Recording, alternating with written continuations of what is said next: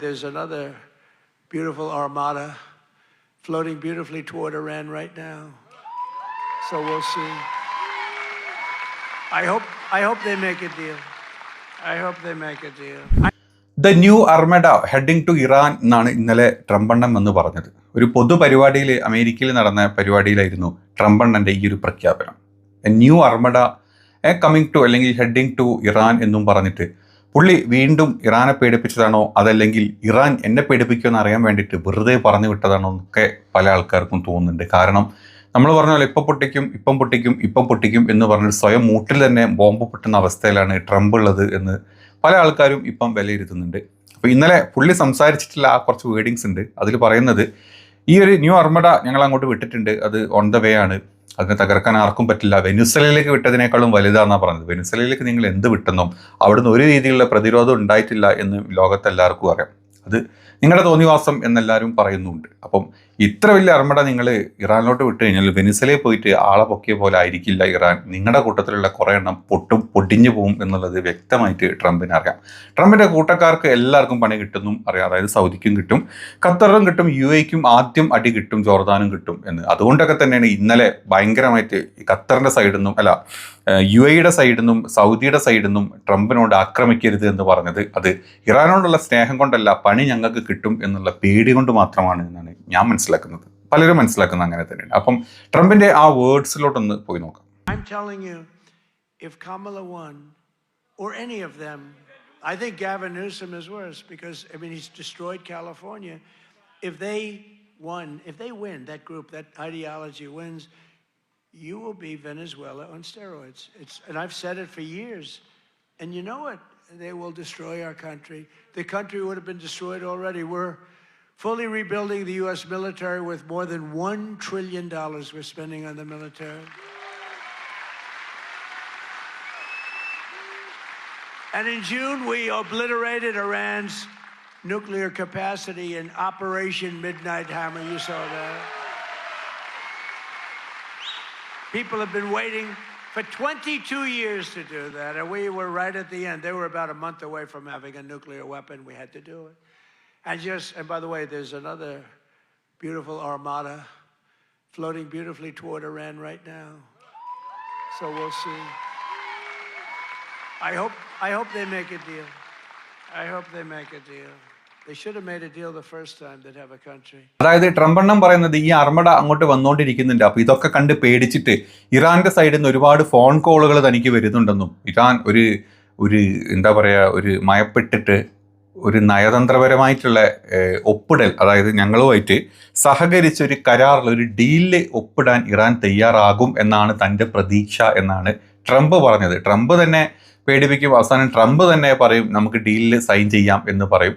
ഇങ്ങനെയൊക്കെയാണ് പൊതുവെ എല്ലായിടത്തും നടക്കാറ്. ഇപ്പം അത് ഏത് സ്ഥലത്ത് കണ്ടു കഴിഞ്ഞാലും, ഇപ്പം നമ്മൾ ഗസയുടെ കാര്യം എടുത്തു കഴിഞ്ഞാലും, ഉക്രൈൻ യുദ്ധത്തിൻ്റെ കാര്യം എടുത്തു കഴിഞ്ഞാലും, എവിടെ കഴിഞ്ഞാലും ട്രംപ് ഒന്ന് പറയും, ട്രംപ് നാളെ തിരിച്ചു പറയും, ട്രംപ് മറ്റന്നാൾ ഇത് രണ്ടും അല്ലാത്തത് പറയും. അവസാനം ട്രംപ് അല്ലാന്ന് വരെ പറയുന്ന ട്രംപിനെ ആണ് നമ്മൾ കണ്ടുകൊണ്ടിരിക്കുന്നത്. അപ്പം ഇതേ തരത്തിൽ ഇറാൻ്റെ സൈഡിൽ നിന്ന് കോള് പോയോ, അല്ലെങ്കിൽ ഡീലിന് ഞങ്ങൾ തയ്യാറാണ്, അല്ലെങ്കിൽ നിങ്ങൾ ഞങ്ങൾക്ക് പേടിയാണേ, നിങ്ങളുടെ അർമഡ ഞങ്ങൾക്ക് പേടിക്കുന്നുണ്ട്, നിങ്ങളുടെ USS എബ്രഹാം ലിങ്കൺ കാണുമ്പോൾ ഞങ്ങൾക്ക് പേടിയാണ്, അല്ലെങ്കിൽ നിങ്ങളെയും ഇസ്രായേലിനെയും മറ്റ് അറബ് രാജ്യങ്ങളെയും ഞങ്ങൾക്ക് പേടിയാണ്, അതുകൊണ്ട് ഞങ്ങളൊരു ഡീലിന് അല്ലെങ്കിൽ ഓക്കെയാണ്, ഞങ്ങൾ സൈൻ ചെയ്യാം, ഒരു കരാർ ഞങ്ങൾ സൈൻ ചെയ്യാം, ഓക്കെ ആണോ എന്ന് ഇറാൻ പറഞ്ഞോ എന്നുള്ള കാര്യത്തിലാണ് വ്യക്തത ഇതുവരെ വരാത്തത്. പക്ഷേ അതിനുള്ള വ്യക്തതയും ഇറാൻ തന്നെ പറഞ്ഞിട്ടുണ്ട്. ഇറാൻ്റെ വക്താവ് പറഞ്ഞിട്ടുണ്ട്, ഒരു ഡീലിനും ഞങ്ങളായിട്ട് അങ്ങോട്ട് വിളിച്ചിട്ടും പറഞ്ഞിട്ടുമില്ല. ഇത് ട്രംപ് തന്നെ, അല്ലെങ്കിൽ ട്രംപ് ഒറ്റയടിക്ക് അവിടെ നിന്ന് പിന്മാറി പോകുന്ന സമയത്ത് തൻ്റെ മുഖം രക്ഷിക്കാൻ വേണ്ടിയിട്ട് ട്രംപ് തന്നെ ഇടുന്ന ന്യായങ്ങളാണെന്നാണ് ഇറാൻ്റെ സൈഡിൽ നിന്നുള്ള വക്താക്കൾ ഇതിനെപ്പറ്റി സംസാരിക്കുന്നത്. The arrival of so-and-so will not affect Iran's determination and seriousness in fiercely defending the integrity of Iran. We have both the will and the full capability to defend Iran. As for how we will respond, it is very clear. Just as we have shown before, we will definitely respond decisively, with all our strength and comprehensively, to any aggression or threat. As for the details, obviously this is neither the place nor is it my area of expertise to discuss them. Our armed forces have learned well how to defend Iran's borders. The Islamic Republic of Iran is also fully aware of its own capabilities. It is confident, and it also keeps previous experiences in mind, including the heroic battle in Khordad. Now, stronger than ever, it will certainly deliver a comprehensive and regret-inducing response to any kind of aggression. Simply labeling an institution, a body that has emerged from the very heart of the Iranian people, an institution responsible for safeguarding a nation, entrusted with the security of the Persian Gulf, and one that has played the greatest role in the fight against Daesh terrorism, is a despicable and illogical act, and naturally, the Islamic Republic of Iran considers it its right to respond in kind. ഇറാന്റെ പ്രതികരണം ഇങ്ങനെയായിരുന്നു കേട്ടോ. American യുദ്ധക്കപ്പലുകളുടെ വരവ് ഇറാന്റെ നിശ്ചയദാർഢ്യത്തെ തളർത്തുകയില്ലെന്നും ഏതൊരു ആക്രമണത്തിനും ശക്തമായ മറുപടി Iran നൽകുമെന്ന് ഇറാന്റെ വിദേശകാര്യ വക്താവ് വ്യക്തമാക്കിയിട്ടുണ്ട്. ഇറാന്റെ പരമോന്നത നേതാവ് ആയത്തുള്ള അലി ഖമേനിയും ഇതുതന്നെ പറഞ്ഞിട്ടുള്ളത്. ട്രംപിന്റെ ഇടപെടലുകളെ വിമർശിക്കുക മാത്രമല്ല, മറ്റുള്ളവരുടെ കാര്യത്തിൽ ഇടപെടുന്നതിന് പകരം ട്രംപ് സ്വന്തം രാജ്യത്തെ പ്രശ്നങ്ങൾ പരിഹരിക്കാൻ ശ്രദ്ധിക്കണം. അതായത് അവിടെ വലിയ പ്രശ്നങ്ങൾ, അവിടെ ആ ഒരു 38 വയസ്സായിട്ടുള്ള ഒരു ആക്ടിവിസ്റ്റിനെ കൊന്നു കളഞ്ഞതിൻ്റെ പേരിൽ ഒരു വലിയ മിനിപ്പോളീസിലല്ല ഭയങ്കരമായിട്ടുള്ള ഒരു പ്രക്ഷോഭം ഭയങ്കരമായിട്ട് നടക്കുന്നുണ്ട്. അതൊക്കെ നോക്കി ട്രംപിന് സ്വന്തം രാജ്യത്തെ പ്രശ്നങ്ങൾ തീർത്താൽ പോരെ, ഞങ്ങളുടെ മേൽ കുതിര കയറാൻ വന്നിട്ട് കാര്യമുണ്ടോ, ഞങ്ങൾ നോക്കി നിൽക്കില്ല.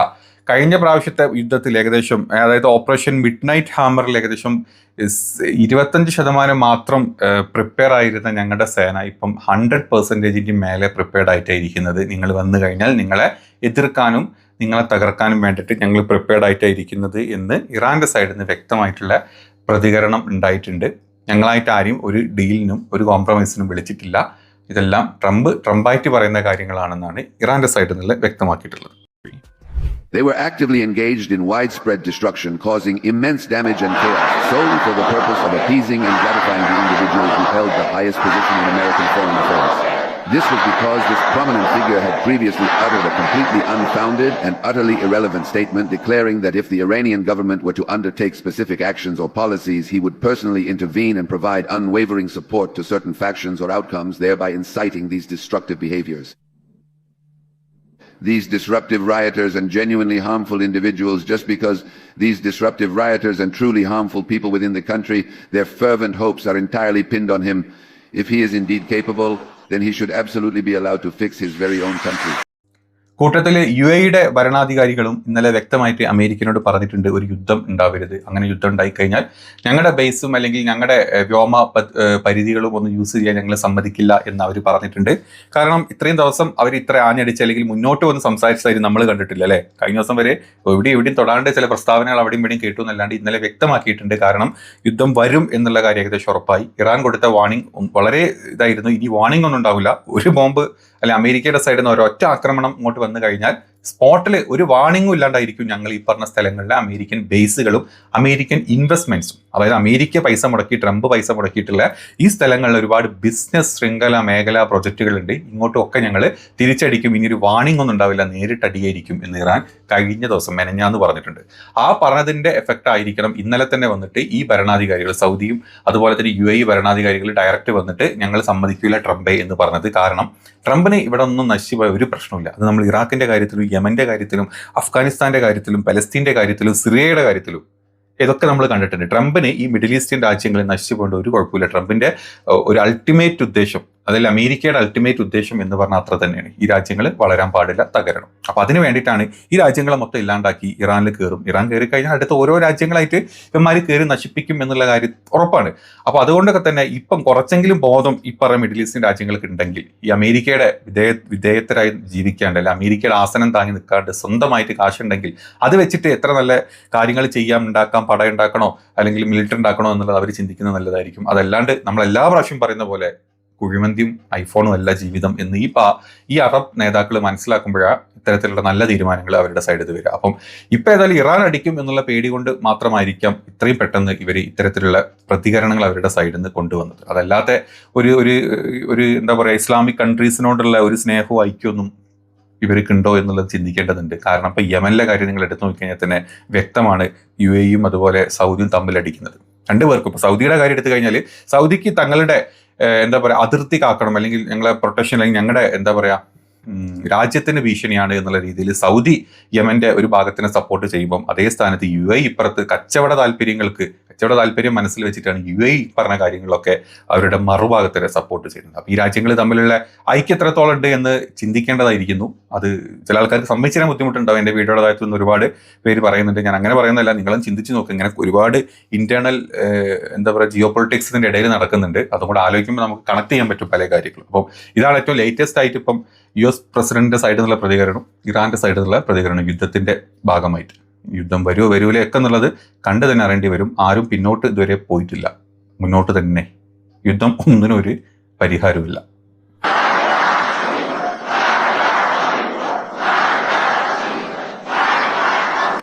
His hands are stained with the blood of more than 1,000 Iranians. In the 12-day war, over 1,000 of our compatriots, aside from commanders, scientists, and prominent figures, ordinary people were martyred. This person said, "I gave the orders I commanded during the war." After a period of intense internal deliberation and the undeniable weight of his conscience, he ultimately decided to reveal the truth. With a sense of profound relief and a quiet yet firm resolve, he confessed himself fully and without reservation, acknowledging his involvement in the matter. This significant admission marked a turning point, as he laid bare the details of his actions and the circumstances that led to them, finally unburdening himself of the secrets he had carried. Everyone should know and fully understand that the Islamic Republic, a truly sovereign and independent nation, came to power through the immense sacrifice and precious blood of several 100,000 honorable, courageous, and dedicated people. And it will absolutely not back down or yield in the face of those who threaten the very existence and foundational principles of the Islamic Republic.